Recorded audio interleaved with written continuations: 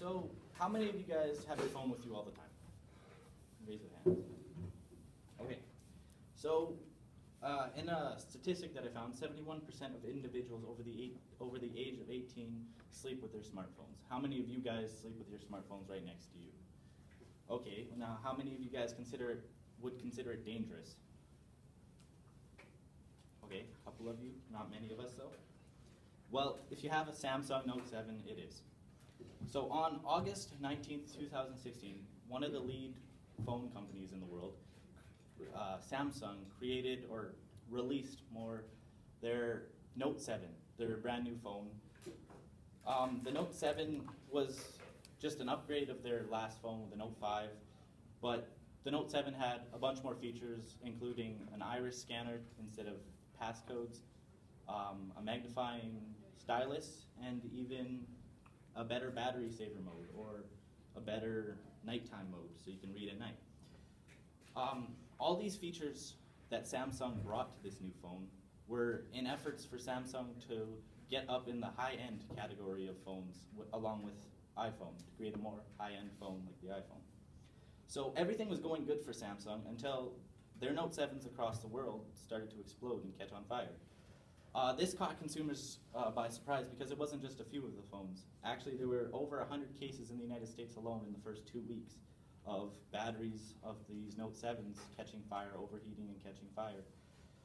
This caused Samsung to recall most of their new released phones to try and fix the problem, to try and solve the problem and see what they can do about it.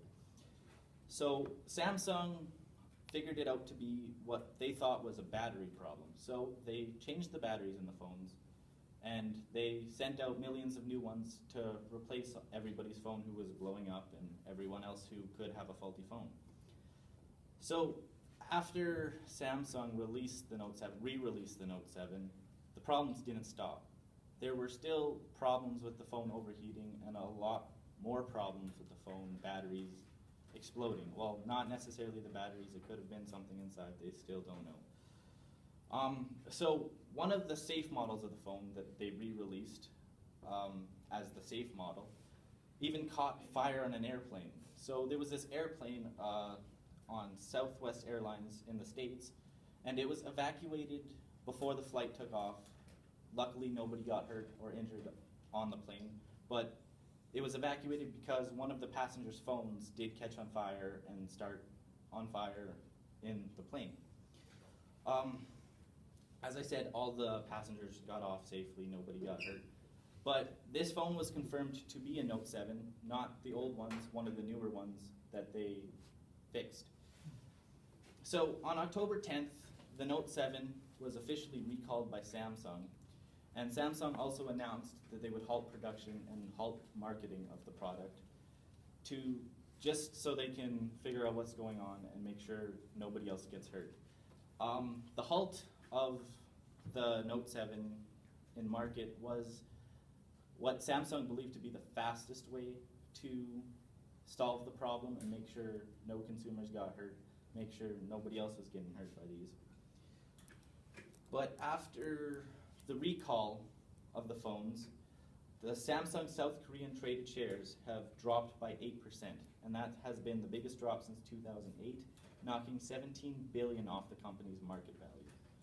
Not only is Samsung taking a major financial knockback from this with $17 billion, but Samsung is also taking a consumer knockback, as a lot of the consumers who bought the product may no longer trust Samsung brand as their phones are blowing up. So the vice chairman of Samsung, Lee Jae-yong, stated that it's difficult to estimate now the damage it has caused to Samsung's mid and long-term brand value.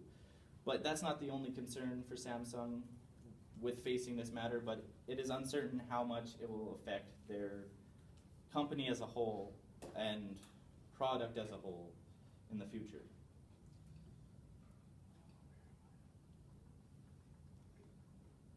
Yeah, so the life of the Note 7 was shortly lived, but it was extremely eventful. From the day it came out to within 2 weeks, hundreds of phones across the world catching fire, exploding.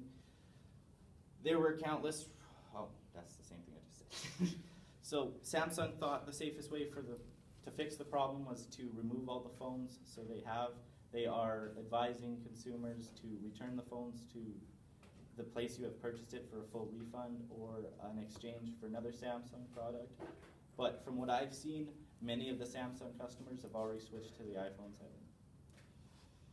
Now we'll have to see how Samsung is going to bounce back into the market and what product they're going to introduce to redeem themselves.